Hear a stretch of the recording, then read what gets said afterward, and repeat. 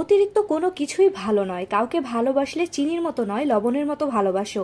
চিনি যদি একটু অতিরিক্ত হয়ে যায় তাহলে তা রোগে পরিণত হয়ে যায়, যা হলো ডায়াবেটিক্স। একবার হয়ে গেলে এ থেকে বাঁচার কোনো উপায় নেই। আর অন্যদিকে লবণ সব কিছুতেই আমরা খেয়ে থাকি, আর এটা যদি পরিমাণ মতন দিয়ে নেওয়া যায় তাহলে সব কিছুরই টেস্ট বাড়িয়ে রাখে। সো আসসালামু আলাইকুম, hello everyone, welcome back Sanjida Siyami recipes. চলে এসেছি ছোট্ট আরেকটি ভিডিও নিয়ে। আমরা বেড়াতে গিয়েছিলাম দিনাজপুর ছোট খালার বাসায়। সো ছোট খালা আমাদের জন্য সাবুদানার পায়েস রান্না করছে, কারণ এটা রান্না করতে বেশি সময় লাগে না। সো প্রথমে দুধ জাল দিয়ে এরপরে সাবু দিয়ে সাবুটা সিদ্ধ করে নিয়ে পরিমাণ মতন চিনি দিয়ে নিয়েছি এবং ঘন ঘন নাড়তে হয়েছে যাতে করে নিচে লেগে না যায়। এরপরে দেখো বন্ধুরা, এটা কিন্তু বেশি টাইম লাগলোই না, একদম তৈরি হয়ে গেছে। আর সামান্য পরিমাণ লবণ দেওয়া হয়েছে এতে, যাতে করে টেস্টটা ভালো থাকে।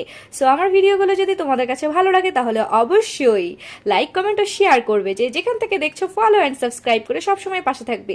তোমাদের একটা লাইক আমার জন্য অনেক গুরুত্বপূর্ণ।